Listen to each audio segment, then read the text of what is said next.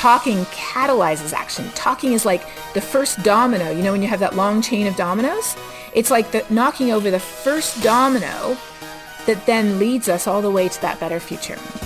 Welcome to Climate Curious. We all know that TED is normally about sparking curiosity, ideas, even inspiration. But sometimes an issue requires more than that, and climate change is just that issue. Right, and we've had an amazing opportunity to speak with some of the world leaders in the climate movement. So this season of the podcast is going to be intense and it's going to be amazing. There are going to be some moments of silence, some moments of awe, definitely some laughter, and some unexpected climate confessions. Some things that you've definitely never heard before. It's a good season. It's a good season. So let's get started. Hey, Ben.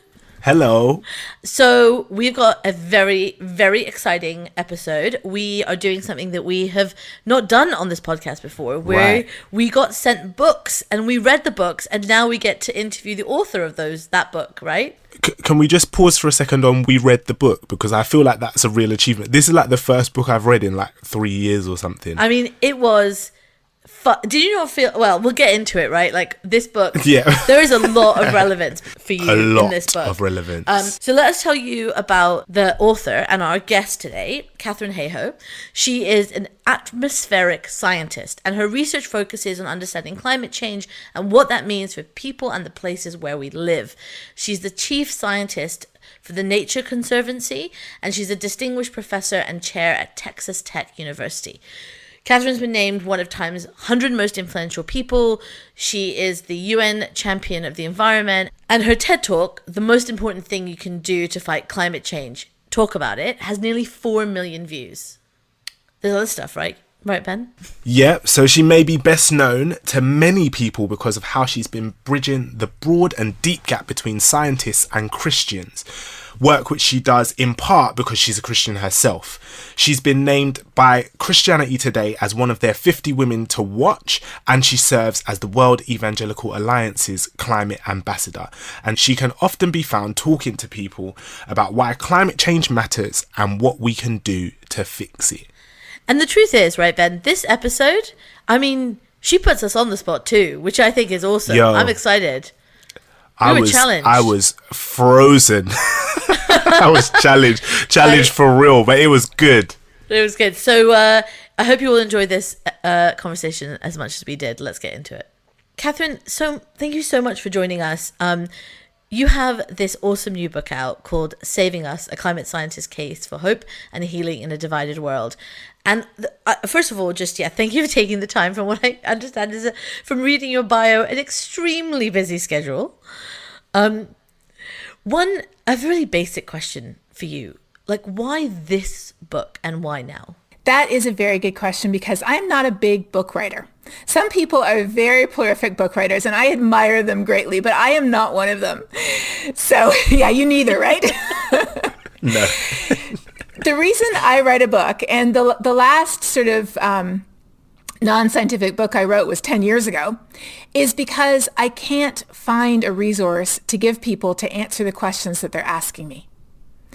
So 10 years ago, I wrote a book with my husband, who is actually the pastor of a Christian church, to answer the questions that we were hearing in faith communities, not just in the United States, but in my home country of Canada and in the UK as well, about how do we know this is real and why does it matter from a faith perspective. Fast forward 10 years, and the number one question that I am getting from anybody I talk to these days, it could be university students, it could be business people, it could be people who work in government or policy, it could be community groups or faith groups. The number one question I've been getting the last few years is, what gives you hope?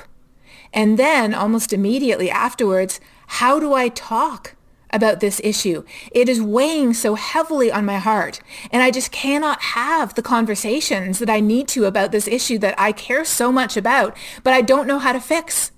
So that's why I wrote my book, to answer the two questions: where do we find hope, and how can we have positive, constructive conversations about this issue that the vast majority of us are already deeply worried about, but we don't understand how it affects us here and now in ways that matter to our lives today. We still see it as a future issue or a distant issue, and we don't understand what each of us can do to help fix it. So this is super interesting, and I feel like this is like specifically super interesting for me. I want to jump into like the question about hope, and I'm really interested in like what your answer for that is, because so for context, I know all I know about climate change is what we've found out in this podcast. I've not, coming into this, I knew absolutely 0% about any of this stuff. And I think one of the things that I've found like immediately is that it's very, very overwhelming, right? Like I think that the reality of the situation that we're in and the stuff that we're dealing with can feel like, wow, this is potentially the end of the world. It's a pretty dire situation. And I am really interested in like where you do find hope in this conversation. And then we'll dive into some other stuff afterwards, because there's some other questions that I really want to ask you actually. Oh, for sure. We can go there. So first of all, I think that often we look for hope in the wrong places. Sort of sounds like that old song, looking for love in all the wrong places. So we often are searching for hope in all of the new science that's coming out, and there isn't hope there. I mean, every new study that comes out shows that climate is changing faster to a greater extent than we thought, or it's worse than we thought. And then we turn to looking for hope in politics. And we pin our hopes on a person or a policy, a bill, a piece of legislation, a movement. And when it fails us, as it always does, because nothing's perfect, there is no perfect piece of legislation, policy, or people, certainly not, then we are even more hopeless than we were before. And sometimes we even just hope in hope. Like if I just bury my head in the sand, like the metaphorical ostrich, everything will be okay. And then we raise up our head after being buried for a while, and it's not okay, it's worse. So those are the places that we look for hope. And when we don't find it, we get even more hopeless. So just a statistic from the United States, in the US, already 70% of people are worried about climate change. And in the UK, I think it's something like 76% of people are worried about climate change already. So the numbers are not as different as you might think. But 50% of people are hopeless and helpless. They don't know where to start and they don't know what to do. So where our hope comes from is when we start to see that climate action is not a giant boulder sitting at the bottom of an impossibly steep cliff with only a few hands trying to push it up. Those hands belonging to Sir David Attenborough, Jane Goodall, and Greta Thunberg. And we know that if we add our hand to that boulder, it will not budge. It will not budge a single millimeter. And so we think, why bother? They're doing it because they're good people, and I wish them well, but it is not going to happen. In reality, that giant boulder, though, is already at the top of the hill, and it is already rolling down the hill in the right direction. For example, 90% of new energy installed around the world last year was clean energy. We aren't yet at our Paris agreements, but we're a lot better than we were when the Paris Agreement was signed. We were heading for a world that was 4 degrees Celsius warmer than pre-industrial levels. Now we've got down to 2.7. That's almost halfway. That's something to celebrate, even as we push ahead for more action. And when we look at what's happening in our cities, in our towns, in corporations, I was just speaking earlier with a carpet company that is now creating carbon negative carpet. They have figured out a way to store carbon in the carpet. So when you install their carpet in your acres of office building, you are actually taking carbon out of the atmosphere. I mean, that just blows your mind. And then, I work for the Nature Conservancy, which is all about nature-based solutions that clean up our air and our water, produce flood control, improve crop yields. Oh, and they take up carbon too. So in reality, that giant boulder is rolling down the hill in the right direction, and it has millions of hands on it. And if it's already moving, if we add our hand, even just our single hand, it will move a tiny bit faster. But even more importantly, if we use our voice to encourage others to join us, to add their hands as well, whether it's our school, our university, our neighborhood, the place where we work, the sports team that we're part of, whatever organization that we're part of, if we all add our hands together, it will go even faster.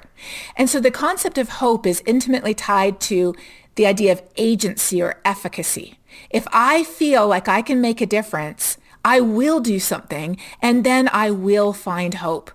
Because as Joan Baez said, the antidote to anxiety is action. That is where we find hope today, when we realize we are not alone and that there is the chance of a better future. It's not guaranteed. It is not. I'm a scientist and I can tell you a better future is not guaranteed, but it's literally up to us. That future is in our hands, and that is what we fight for. The small chance of a better future, that's our hope. That's such a beautiful metaphor, because I think that's what people see it as, right? Like an immovable object that's way bigger than them. They can't make any difference. They have no power to do anything. And I think actually, even for a lot of people who care, right, those statistics, I think it was, you said 70% and 50%, which means that somewhere in there's a pretty big crossover of people who are like stuck in the middle of that Venn diagram, right? And they want to help and they want to do stuff, and I'm saying they as if it's not me. We don't know. We don't know what we're supposed to do. But that kind of idea of like just one more hand on the boulder, and the fact that it's moving in the right direction, I think you're right, that things are changing, right? Which is maybe a more positive way of framing the conversation. And actually, you talk about frames a lot, right? Like that's something I remember from reading, which I found really interesting. So this idea of like the ways that people see things, or the ways that people understand ideas. I don't know if you want to maybe give us a little bit of a spoiler on what you're talking about. I can definitely do that. So often we don't realize that we see the world around us through a set of very thick glasses, cultural glasses. And each of us has our own unique set that's reflected by our heritage, our background, our upbringing, our culture, our lived experiences, our values, our priorities, where we live, where we work, what we enjoy. All of that goes into our frames, how we view the world. So when facts come in towards us, we don't all interpret them the same way. It depends on our frames. And today, climate change is one of the most politically polarized issues. It's part of this whole toxic stew of polarizations to where nobody wakes up in the morning and decides, I'm just going to reject 200 years of physics. Like, people just don't do that. If they did, they would also be rejecting not only climate models, but airplanes and stoves and fridges. Same science, same physics. But what they do is they wake up in the morning and they go online and they go scroll through social media to see what people who have the same frame as them are thinking about the different issues of the world today. They go to websites and they listen to news. And today we can listen to news from all around the whole world, from people who they agree with, who share their frames. And so the problem is that when we're talking to people, often we end up talking past each other because we don't realize that they have a different frame than we do. But when we ask enough questions and get to know them enough to figure out what their frame is, then we can speak about an issue, even an issue as contentious as climate change, in a way that will actually fit into their pre-existing frame. And here's the key, show them that who they already are is already the perfect person to care about climate change. What a difference that would be if we all made that in our communication. I love that in your book, actually, where you talk about we all already have the values we need to do this work and to care about this. And I had never thought about it that way. And I think you're right. We do see past people. Ben and I have talked about this, that one of the things we need to work on ourselves is this working with people who disagree with us. But I want to ask you a question about what is, I think that what is one of the central themes of the book and your incredible TED Talk, which is about why talking about climate change is so important. I really want to understand this because that's unexpected. It is. So when I, as a scientist, first started talking to people about climate change, I used to start with the facts, continue with the facts, and end with the scientific facts, because that was what I did. But I also, because I understand the importance of listening, I listened very carefully to the questions that I would get from people. And originally the questions were more focused on the sciencey sounding myths that they heard. You know, how do we know it's not a natural cycle, or climate scientists aren't just making it all up? But then the questions started to pivot once I started to answer those, because every presentation I do, I listen to the questions and I revise what I'm saying. And then people started to ask, why does it matter? You know, obviously it matters to you because you're a scientist. Why does it matter to me where I live and the things that I care about? But then when I started to address that, then the question started to be, what can I do? If this is as bad as you're saying, what can I do? And at first I was almost taken aback. I'm like, well, we diagnose the problem. We tell you there is a problem. We don't fix it. No, heaven forbid. That's not what we do. But of course, that's a very inadequate response, because any of us, if we tell somebody there's a problem, we need to be able to tell them what to do about it. Because otherwise, if I told you there's something terrible happening, but there's nothing you can do, you'd be like, well, thank you very much. And your defense mechanisms would kick in and you would just push it to the back of your mind. You would sort of go back to bed and pull the covers up over your head, metaphorically speaking, right? Because that's our defense mechanism. If there's nothing we can do, we can't hold that anxiety in our mind because it isn't healthy for us. It just really isn't. And so I thought, well, there's got to be something more that individuals could do.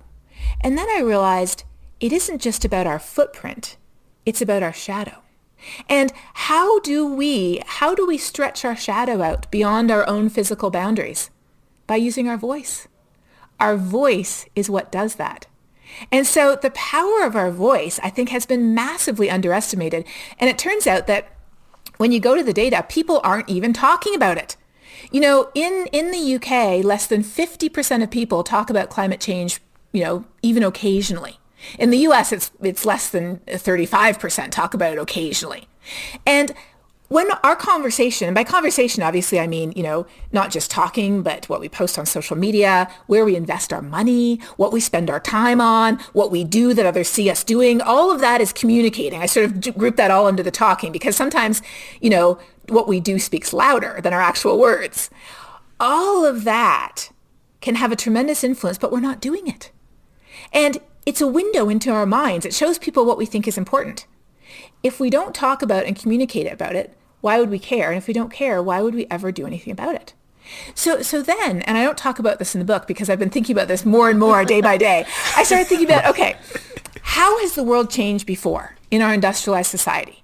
Because we're talking about a profound change that historians have said is as profound as the shift 200 years ago when the UK and Canada, I put myself in that group, when the UK economy shifted from being largely dependent on the horrific practice of owning human beings and forcing them to labor to an economy that was based on fossil fuels.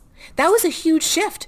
And we're talking about a similar shift today from fossil fuels, the air pollution of which is responsible for almost 9 million premature deaths around the world, many of those deaths among the poorest and most marginalized people, both in rich countries and in poor countries.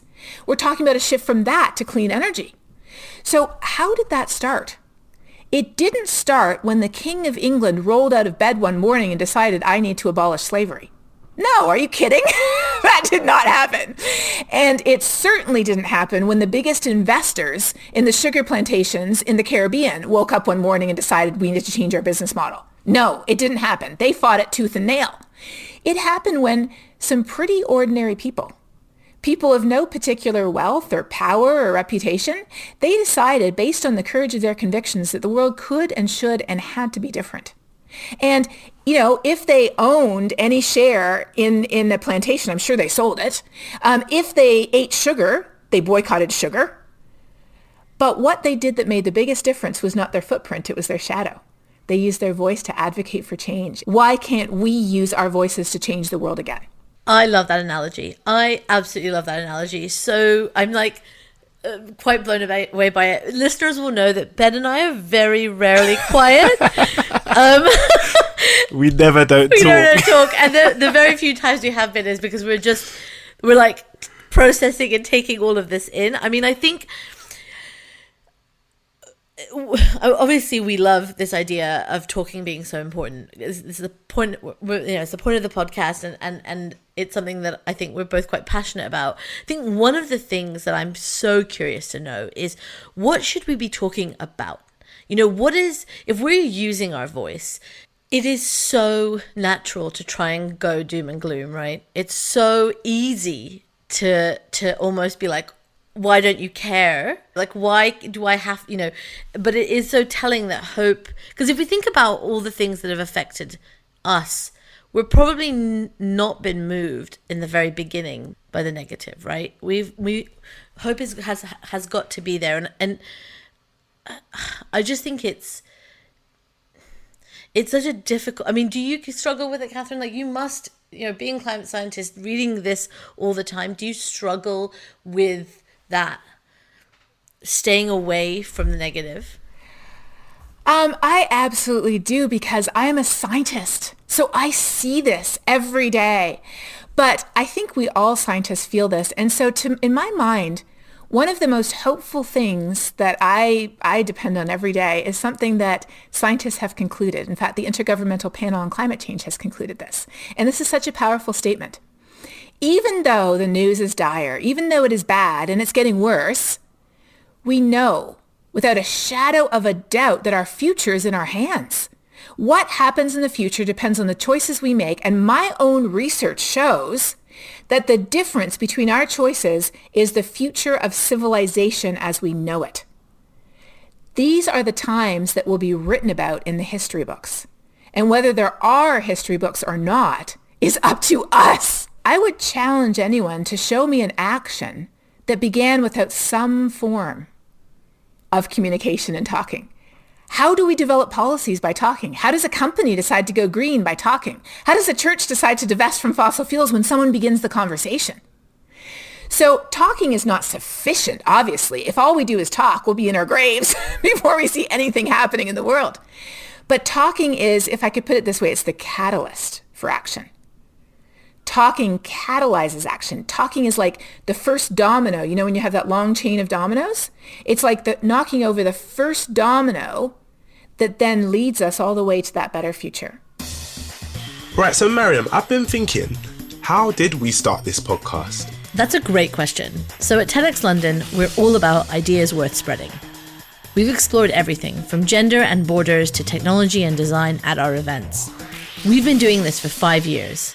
And in that journey, Citi has been our headline partner, and they've been with us every step of the way. But when it came to the climate crisis, we needed a new format. We wanted to break out of the red circle, to speak directly to the climate leaders, to ask questions and to be curious. And as always, Citi was there with us, supporting our vision, encouraging us to be courageous and adventurous with our ideas. So thank you, Citi, for making this podcast and all of our work possible. For the love of ideas, for the love of curiosity, for the love of progress.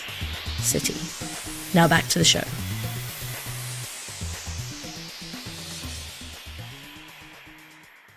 Right. I really like that. And talking is also like inherently an action, right? It's still a thing that you have to do. Like you can't just like magic talking into the world. It has to happen. You have to think about what conversations you want to have and how to frame stuff.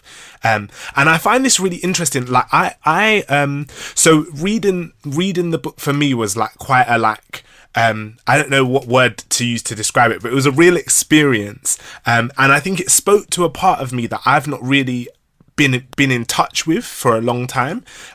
So like a part of my story is I grew up in evangelical church, similar to you.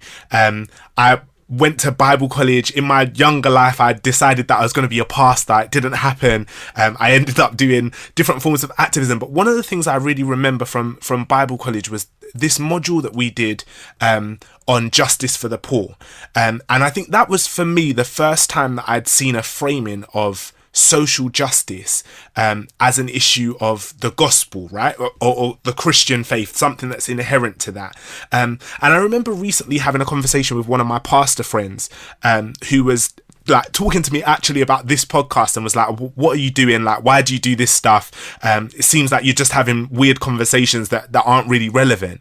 And I'm really interested because I know that this is something that like matters a lot to you as well. But and I don't know if we have like listeners who are people who have grown up in the Christian faith or are part of the Christian faith at the moment. But I do think that this is like a specific issue. And for me, one of the reasons that this is so big is because the church is such a huge institution globally, right? So that's a group of people where if you can tap into that group of people, you reach so many people. And I'm really interested in what you would say to maybe my pastor friend or anybody else who's listening who sees this as an issue, but maybe not an issue that's relevant for them? Well, I love that. I had no idea of our shared background. And not only that, but our shared perspectives. I mean, that's why I became a climate scientist, is because climate change is a justice issue. That for me was the central issue. And so what I would say to your pastor friend is, in Jesus's words, we are to be recognized by one thing. That is our love for others. That is what we are to be recognized by. And what is climate change today other than a failure to love? What is it other than a failure to listen, a failure to consider others' needs above our own, a failure to have compassion on those less fortunate than us, a failure to love this incredible world full of living things that Christians believe, as it says in Genesis 1, that they've been given responsibility over to care for and protect. That's what that word means, even though some take it as rape, pillage, loot, and then push the eject button because we're all gone. Mm-hmm. No, if you actually, there's quite a few people who think that, metaphorically speaking and not metaphorically speaking. So that's what I would say is, who are we to be recognized and what are we to be recognized by, and what does love look like today? And I would ask that question to him. What does it look like to love our global neighbor today? What does it look like to love the people living on the streets in our city today? When the heavy rains come and the killer heat waves come and the droughts come and people can't feed their families and child marriage is on the increase in many of the poorest countries in the world and people's homes are being washed away and people's livelihoods are gone. What does it look like to love those people? I would ask that and I would see what he said, and that's how I would begin the discussion, because that's really was at the basis of all of this, is loving each other and recognizing that we sink or we swim together. I love it. I love that. And I love, like, there's so many, it proper starts my brain turning, right? Because there are so many tenets of that faith in particular that are about like caring for the poor and loving the least of these and all of those kinds of ideas. And that space of, well, what does that practically look like? And I think like growing up for me for a long time, that looked like giving £1 to a person on the street or like buying someone a sandwich if they were homeless but on the global scale, I think it's important for us to recognize that we can have impact there, and that our actions are directly linked to the consequences for people maybe in other places around the world and in our space in the world as well, right? Like, it's not like I think we're past the point now where you're able to kind of think, oh, this is removed from me, or I don't necessarily see or feel the consequences, because it's everywhere, right? I mean, the reason I thought of this is this great story you have in the book about the guy from Wandsworth who comes up to you. Will you tell us that story? Oh, I love that story. Yes. I was doing one of those bundled trips where I fly to the UK and I based myself in London, and I was wrapping up the day with a lecture at the London School of Economics. So I gave the lecture and did the Q&A, and I was walking back up the aisle feeling, like now is finally time to put my feet up and have a cup of tea, when I saw an older man sort of waiting for me to talk to me. So as I approached, he said, "Do you mind if I just share something with you?" And I said, "Sure, I'd love to hear it." And he said, "I watched your TED Talk in December, and I realized, I've been concerned about climate change and advocating for climate action for a long time, but I realized that I needed to be having these conversations. And so I started having these conversations in the borough where I live, Wandsworth, and I kept a list of all the conversations I have. Would you like to see the list?" I was completely shocked. I'd never heard anything like this before. I said, "Sure." So he reached in his bag, and I still remember it was a leather satchel. He reached in his bag, and he pulls out a list. And I was expecting, 70, 80, 90 names. He pulls out this list of 10,000 names just in Wandsworth that had conversations about climate change. And he said, because of this, the city council just voted to declare a climate emergency. I mean, doesn't that just blow your mind? So to all of those people who sort of scoff and sneer or who despair at the idea of talking is one of the most powerful things we can do. Change is it's the catalyst that knocks over the first domino. And Glenn is still going. He's well over 12,000 today. And I just love that story because people are picking up. There's another project that has a goal of 26,000 conversations. And talking is, it brings us together. We live in a world where we're so discrete, so individualized, so separated. But talking isn't lecturing. It isn't being on a podium or a grandstand or a soapbox. Talking is interacting, listening to somebody else, responding to what they say. It brings us together. And if we can come together on climate change, the most difficult, thorny, contentious issue confronting us today, what else could we come together on? And it's so important, right? Like you say, you literally have no idea of what the impact could be, of how many people you could be reaching, and especially like you spoke about Twitter and Instagram. Like there's people on the other side of the planet who might be thinking, oh yeah, no, that's a good point. Actually, I agree with that.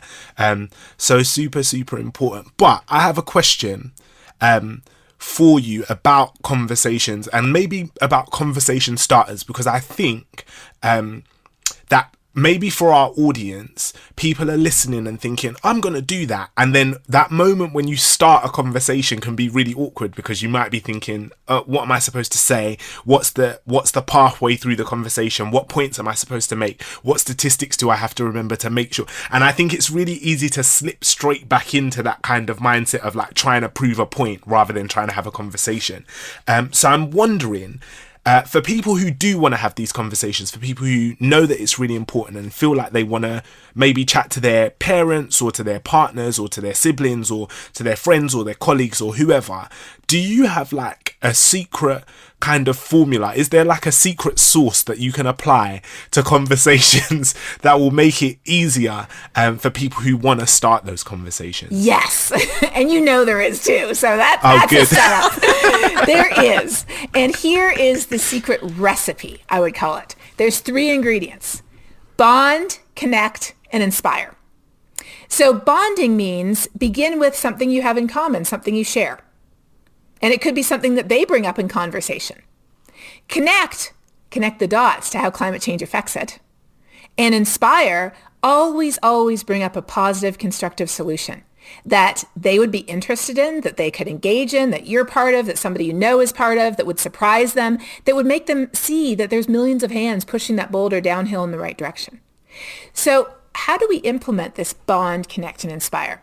I would say do a bit of homework. Like what? Okay, step 1, do an inventory of yourself. What do you love? What are you passionate about? What are you really into? Where do you live? What matters to you? So actually, if you don't mind, I would love to put you both on the spot. Okay, so I'll do mine first. I was not expecting that at all. I'll do mine first while you frantically think. Okay, so my inventory is this. I am a scientist, so if people love science, I can talk science. I'm a mom. So I definitely can talk about, the whole breastfeeding thing and kids and as they get bigger, all the frustrations of being a parent and all the love that you put into that. I love skiing and I love being on the water. And unfortunately, the warmer it gets, the shorter the ski season, the shorter the hockey season, the shorter the ice season. I live in Texas, which is the most vulnerable state in the whole U.S. to climate impacts. I'm from Canada, where we see our coastlines are being inundated, our permafrost is thawing. We see invasive species moving into places where I lived all my life that are just completely changing the character of the places where I grew up and my family's from, and I ran through the woods as a child. And of course, I'm also a Christian. And so I can connect with people over that too. I love knitting. I've talked to people about knitting, and I also like cooking. I've talked to people about cooking. So, okay, that's my inventory. Who wants to go next? I love that. I love it so much. So that's great. and that is like my favorite thing about your book, I think, is like the amount of examples of conversations that you can have. Like I was overwhelmed. I think at about like 6 chapters in, I was like, wow, she's still giving more examples of conversations that you can have, like ways that this is relevant to every single person in the world. And I think that that's like so great and so important, because again, like climate change it's one of those things that can feel so far removed from individuals. Do you know what I mean? Like can feel like, oh yeah, it's a problem, but I don't really see how it impacts me or how it's relevant to me. So yeah, amazing. Do your research and get the book and read it, because that is definitely a good form of research. I couldn't agree more. I actually think that the book is like a way of implementing the things you've heard over these 3 seasons of this podcast. So massive plug. plug for the book that's called Saving Us, A Climate Scientist's Case for Hope and Healing in a Divided World. I have one more thing we want to do with you. It's called Climate Confessions, Ben. And now, it's time for our climate confessions. Let's fess up to the bad habits we just can't kick. So, for those of you who are listening who don't know what this is, I don't know why we do it every episode, but in short, it is, we know that you don't have to be perfect to make a difference on climate change, but sometimes we feel overwhelmed, and sometimes it can feel like the people we're speaking to must be perfect in order to do this work. And so we want to bust that illusion and ask our esteemed guests if you have a climate confession, something that maybe you're not doing so well when it comes to sustainability or climate. I love this question. And as you know, I have a whole chapter in my book about guilt. A whole chapter on how it doesn't work and it just makes people want to do the exact opposite. So when we are obsessed about the size of our footprint rather than the size of our shadow, we just get incredibly frustrated and guilty because we feel trapped. We feel like there is no way, unless I literally go live in the woods and grow my own food, there is no way that I can ever do everything that I should do. And so then we end up doing things that we know we don't want to do. And then, as I talk about in the book, one of my colleagues, Mary Anais Hegler, she says she starts to feel like a eco-nun. When she tells people at dinner parties she works in environmental issues, they want to confess their sins to her. And she's like, I use this quote because it's so good. She said, "The sins are not yours. The sins are the 90 corporations who are responsible for 2/3 of emissions since the dawn of the industrial era. The sins are those who have set up this frame, this world that we live in, for the power and wealth and influence of a few and the suffering of the many. The sins are on their doorstep. Each of us does what we can. And what I do is I literally have a motto, which I share with the carbon offset program I use, Climate Stewards, which are based in the UK, actually. I use their motto, which is reduce what you can first and then offset the rest.